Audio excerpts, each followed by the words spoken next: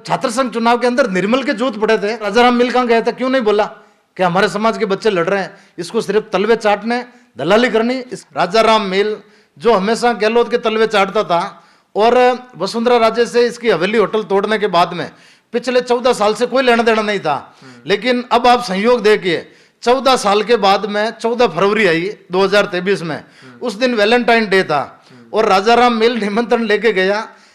पता नहीं कैसा इजार किया होगा इसने, मतलब शब्दों में मैं नहीं कहूँ, वैलेंटाइन डे को कौन सा निमंत्रण देंगे कि मैडम आप मेरा निमंत्रण स्वीकार कीजिए। इसकी जो महासभा का नाम किया है राष्ट्रीय जाट महासभा, और एक दूसरा ढोला मारू है सुखदेव सिंह, उसकी भी राष्ट्रीय राजपूत करणी सेना।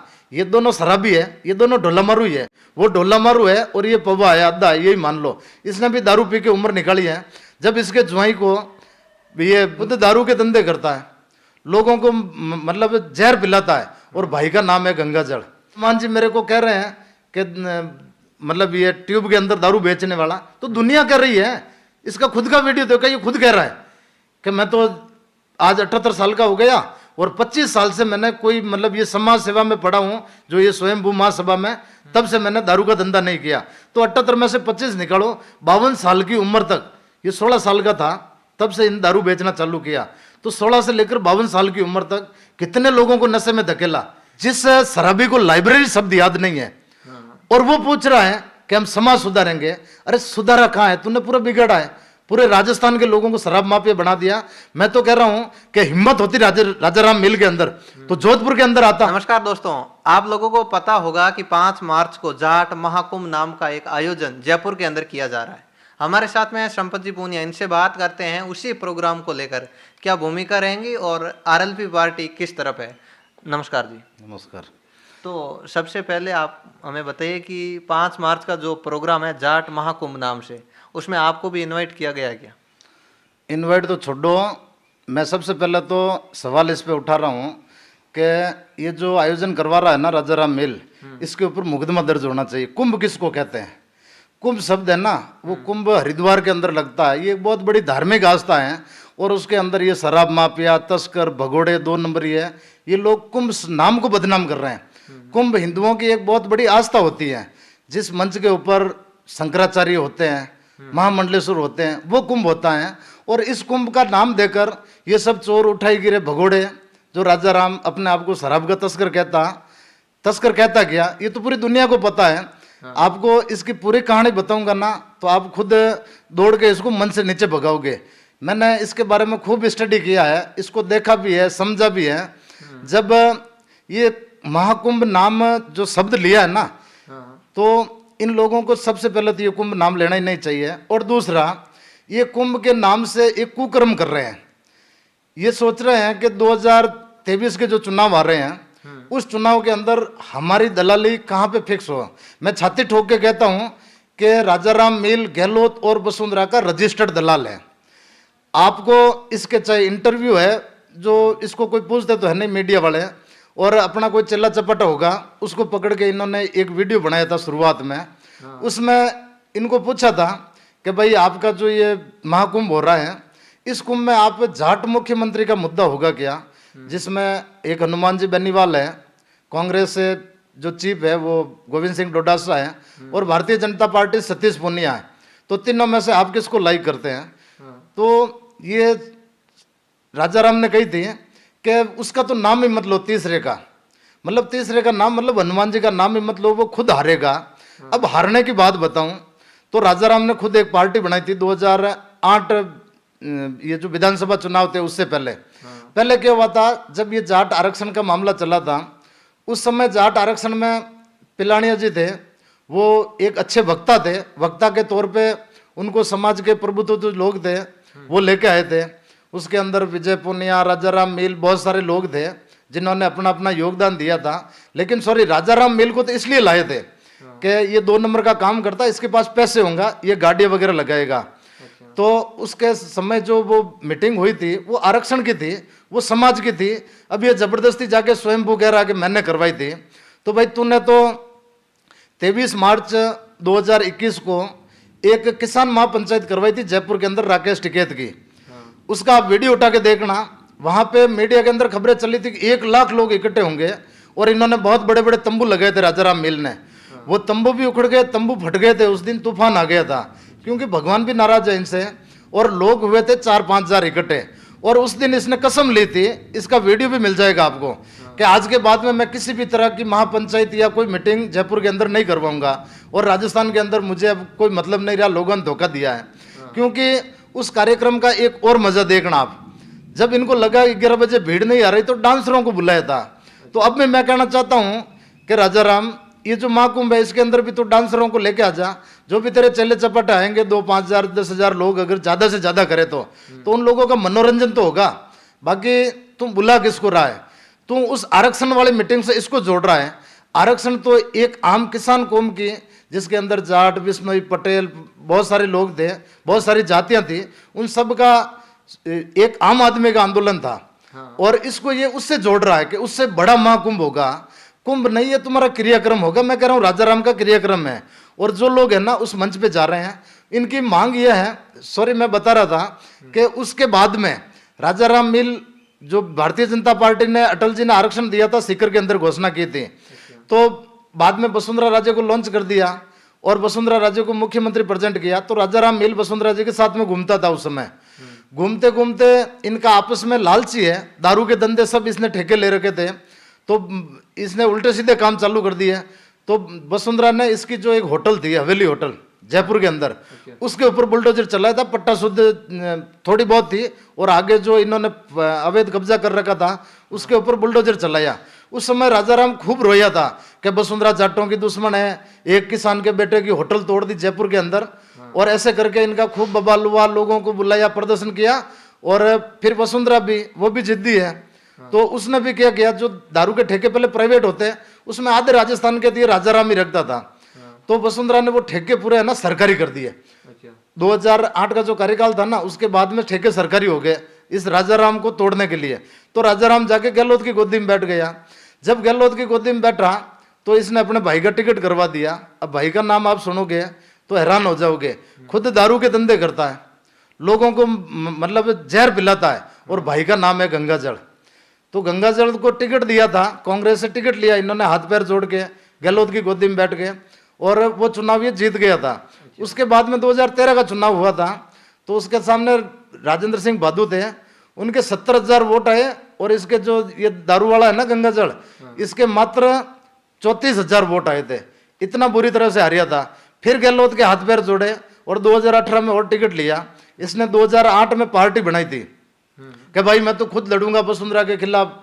और इसका इंटरव्यू देखना, खुद कह रहा है कि पार्टी चलती नहीं, राजस्थान में तीसरा मोर्चा चलेगी नहीं। अबे तू जब दारू बेचने वाला है, तेरे साथ सब माफिया है, तो ऐसे माफिया लोग कैसे पार्टी चलाएंगे? तो इसने खुद ही अपनी पार्टी बंद कर दी।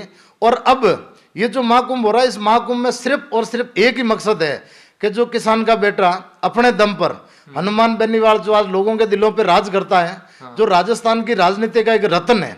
इससे पहले लोगों ने ना तो कोई सुना था कि ऐसा कोई नेता राजस्थान में हो सकता है। मैं तो कह रहा हूँ हिंदुस्तान में नहीं होगा, जो रात को 3 बजे 4 बजे और बालोतरा के अंदर आपने देखा 5-5 बजे हजारों लोग खड़े रहते हैं हनुमान जी को देखने सुनने के लिए, और उनको सपोर्ट करते हैं। अब उस नेता को खत्म करने के लिए इन लोगों ने, बहुत समय पहले हम लोग दिल्ली गए थे, तो वहां पे मैं नाम नहीं बताऊंगा, उन्होंने कहा था कि जो ये धनखड़ उपराष्ट्रपति बना है ना, तो ये राष्ट्रपति उपराष्ट्रपति भवन है, ये सिर्फ और सिर्फ कैसे ही करके मतलब जो किसान के बेटे हैं उनकी हत्या करने के लिए भारतीय जनता पार्टी ने एक अड्डा बना दिया है। अब उपराष्ट्रपति भवन के अंदर बैठ के इन्होंने पूरी स्क्रिप्ट लिखी। राजाराम मिल जो हमेशा गहलोत के तलवे चाटता था, और वसुंधरा राजे से इसकी हवेली होटल तोड़ने के बाद में पिछले 14 साल से कोई लेना देना नहीं था। लेकिन अब आप संयोग देखिए, 14 साल के बाद में 14 फरवरी आई 2023 में, उस दिन वैलेंटाइन डे था, और राजाराम मिल निमंत्रण लेके गया। पता नहीं कैसा इजार किया होगा इसने, मतलब शब्दों में मैं नहीं कहूँ, वैलेंटाइन डे को कौन सा निमंत्रण देंगे कि मैडम आप मेरा निमंत्रण स्वीकार कीजिए और 5 तारीख को आप मंच पे आइए, मेरा जो आपका निमंत्रण है। अब वैलेंटाइन डे का ना, वो आपको 5 तारीख को मंच पे दिखेगी, और ऊपर से कह रहे जाट मुख्यमंत्री की मांग है हमारी। तो जब वसुंधरा को आप आमंत्रित कर रहे हो, तो वसुंधरा तो बन गई मुख्यमंत्री। फिर महाकुंभ का मतलब क्या है भाई? महाकुंभ में ये है कि हम जाट मुख्यमंत्री राजस्थान में 70 साल से बना नहीं। तो अब वसुंधरा को बुला रहे हो आप, तो जाट मुख्यमंत्री का मुद्दा ही खत्म हो गया। और अगर जाट मुख्यमंत्री की मांग है तो फिर वसुंधरा को किस उद्देश्य से बुला रहे हो?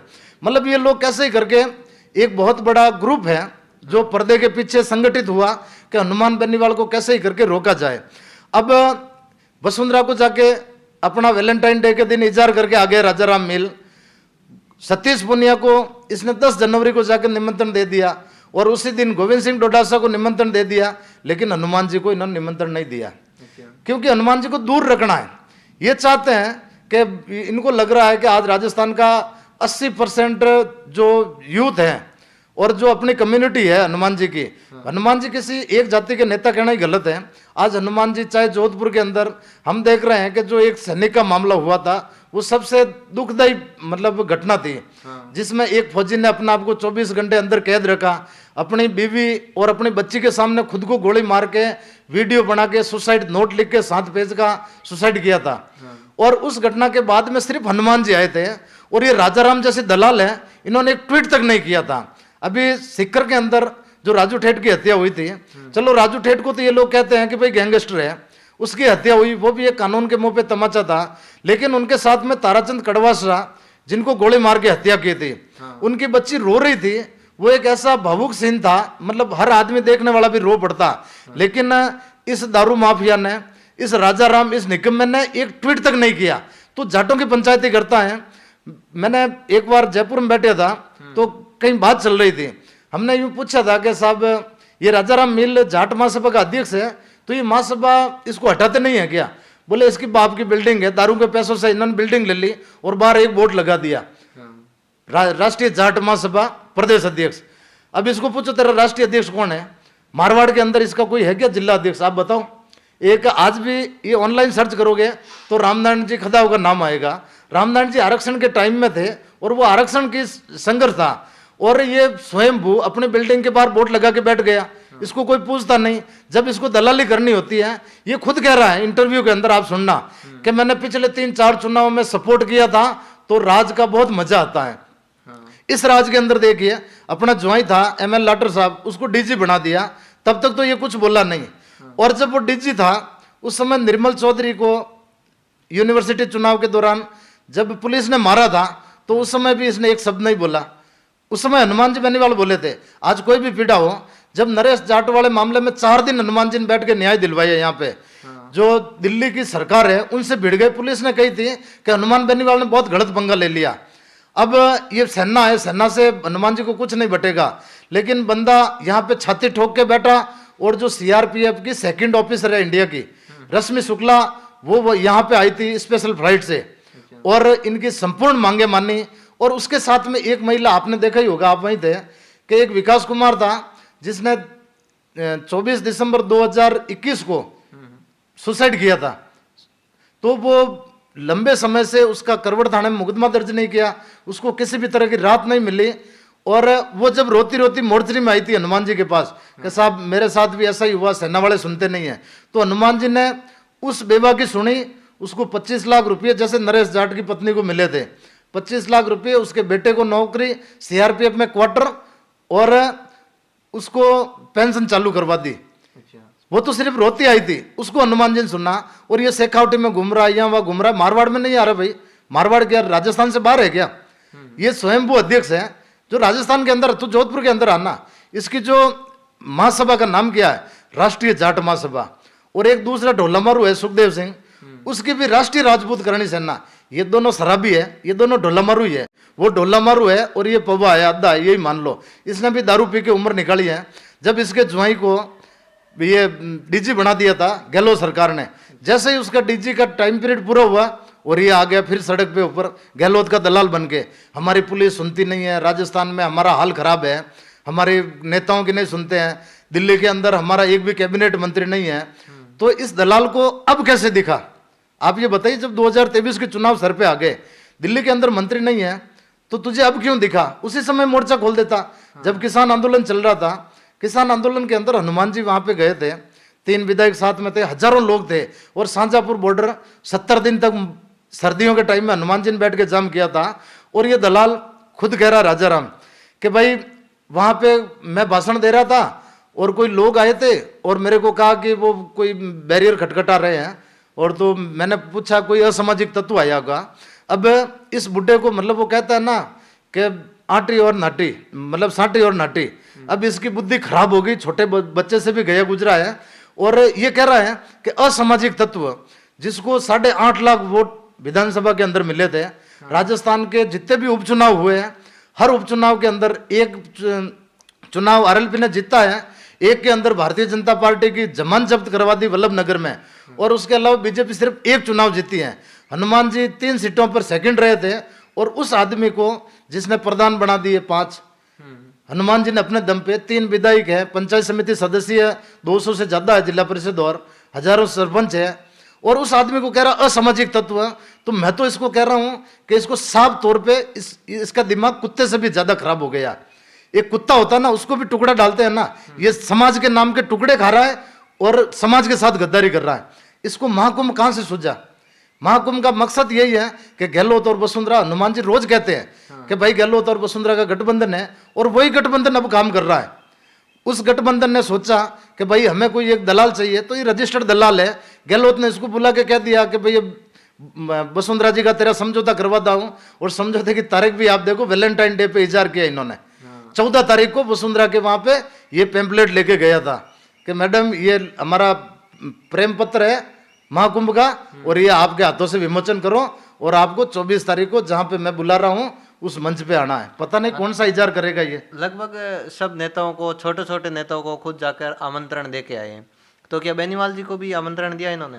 बेनीवाल जी को एक कोई ऐसे लेटर वायरल हो रहा है फर्जी का। आज हनुमान बेनीवाल राजस्थान के अंदर सबसे बड़ी शख्सियत है, जो लोकसभा के अंदर आज 24 सांसद हैं, और उन सब के ऊपर हनुमान जी अकेले भारी पड़ रहे हैं, पूरे राजस्थान के मुद्दे उठा रहे हैं।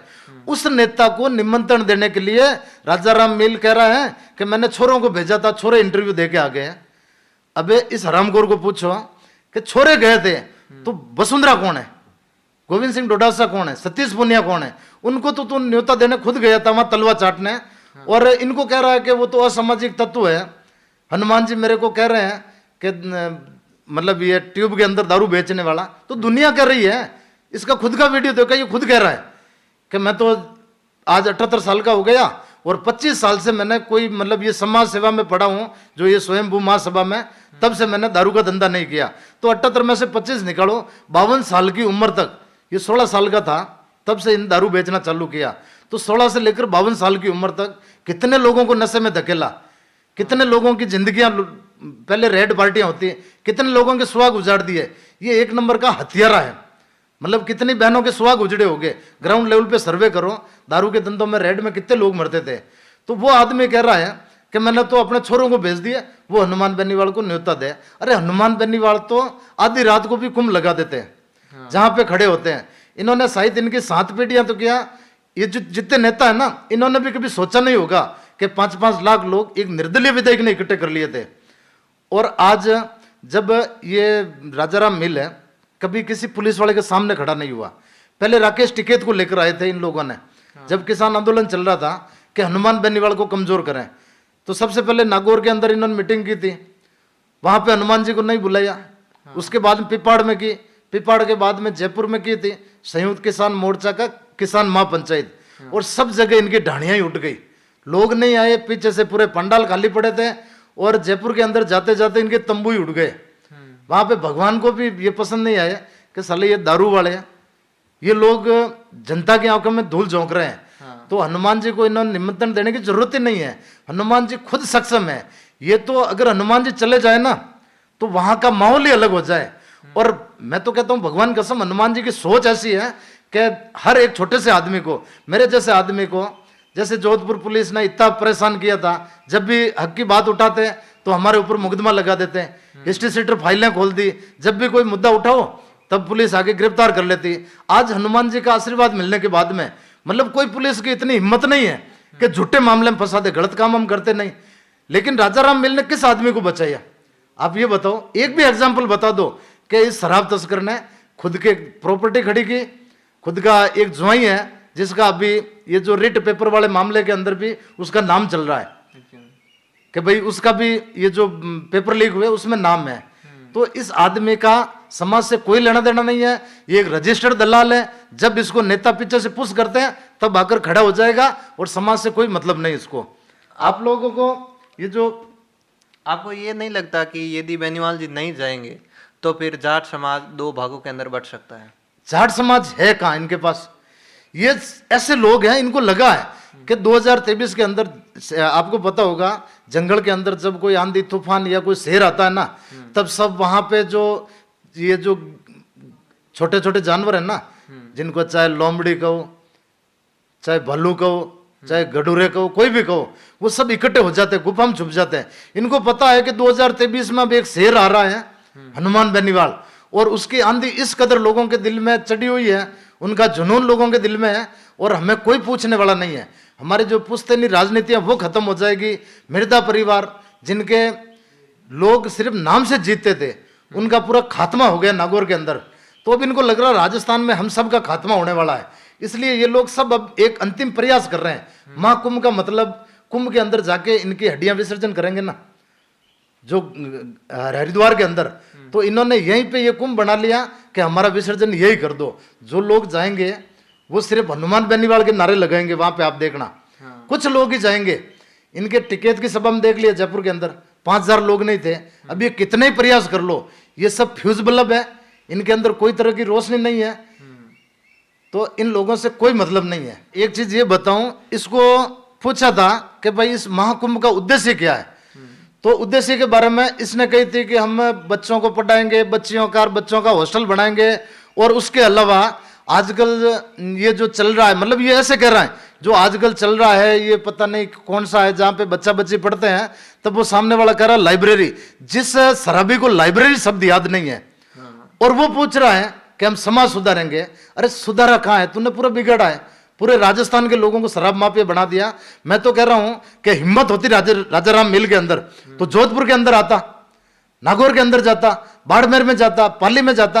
हमने मारवाड़ में कहीं राजाराम को देखा नहीं। अपना एक गिरोह है, उसको लेकर, इसके पास पैसे हराम की कमाई है, उसको लेकर 10-20 गाड़ियां ले ली, और उसके अंदर कह रहा है कि हजारों लोग आ रहे हैं। अरे लोग क्या होते हैं, सिस्टम क्या होता है। हनुमान बेनीवाल जब बाड़मेर से कूच किया था कि मैं जोधपुर सीएम के घर का घेराव करूंगा, तो यहाँ पे कमिश्नर, कलेक्टर और डीसीपी और तमाम जोधपुर के एसएचओ और आरपीएस वहां पे रोड पे खड़े हो गए, और कम से कम 500-700 आरएससी के जवान खड़े कर दिए। उसको बोलते हैं जनता का प्रेम। प्रशासन और सिस्टम को पता है कि हनुमान ने कहीं जिद कर लिया तो रात को वहां पे हजारों लोग थे और सुबह लाखों लोग आ जाएंगे। उसको कहते हैं पब्लिक पावर, वो है हनुमान के अंदर। और इन दलालों ने आज दिन तक पार्टियां बनाई तो बस्ते में डाल दी, लोगों की इतने मौत हुई। हरियाणा के अंदर तेजा जी की मूर्ति टूटी थी, तो ये जाट महासभा का अध्यक्ष मर गया था क्या उस समय? आज दिन तक खरनाल के अंदर आप बताओ राजाराम मिल का क्या योगदान है? ये स्वयं वो अध्यक्ष है, इसने अपने बाप की प्रॉपर्टी है, बोर्ड लगा दिया। ये सिर्फ और सिर्फ, मैं तो कह रहा हूं ऐसे काम करता होगा जिसकी कल्पना भी नहीं कर सकते। अब ये सोच रहा है कि अगला राज आएगा, उस राज में फिर मेरे कहीं काले चिट्टे नहीं। जिनके तलवे चाटने की आदत होती है ना, आप पहले भी देखो ऐसे कई राजघराने हुआ करते थे जो सिर्फ कभी मुगलों के तलवे चाटते थे, कभी अंग्रेजों के तलवे चाटते थे अपने राजपाट के लिए। वो वही नस्ल राजाराम मील है। इसका काम है कि जो भी सरकार आ रही है उसके तलवे चाटो। अगर किसान का बेटा खड़ा हो गया तो हमारी कहीं खैर नहीं। आप मटकी प्रकरण के अंदर एक दलित का मामला था, हनुमान जी वहां पे गए थे। जोधपुर के अंदर लवली खंडारा, जहां पे पुलिस ने एनकाउंटर किया था, वो फर्जी था एनकाउंटर, चाहे सही था लेकिन सिस्टम की तानाशाही थी। हनुमान बेनीवाल वाल्मीकि समाज के साथ में आके बैठे, और ये आदमी कभी नहीं गया। चाहे कविता पटेल का, हम तो जोधपुर का जानते हैं, जोधपुर के अंदर इतने मैटर हुए थे, सिर्फ हनुमान बेनीवाल जब भी आए न्याय किया। राजाराम मिल ने हमेशा दलाली करी, कहीं पे भी नहीं गया। सिर्फ और सिर्फ इसकी एक गैंग है, गिरोह है, उसको लेकर चलता है। इसकी कहाँ है महिला विंग, कहाँ है स्टूडेंट विंग, कहाँ है? जब छात्र संघ चुनाव के अंदर निर्मल के जूत पड़े थे अभी, तो राजाराम मिल कहाँ गया था? क्यों नहीं बोला कि हमारे समाज के बच्चे लड़ रहे हैं? इसको सिर्फ तलवे चाटने, दलाली करनी, इसके अलावा राजाराम का कोई काम नहीं है। तो दोस्तों आपसे निवेदन रहेगा कि आप संपत जी की बातों से कहां तक सहमत है, कमेंट करके जरूर बताना। फिर मिलेंगे एक नए वीडियो के साथ, तब तक के लिए धन्यवाद।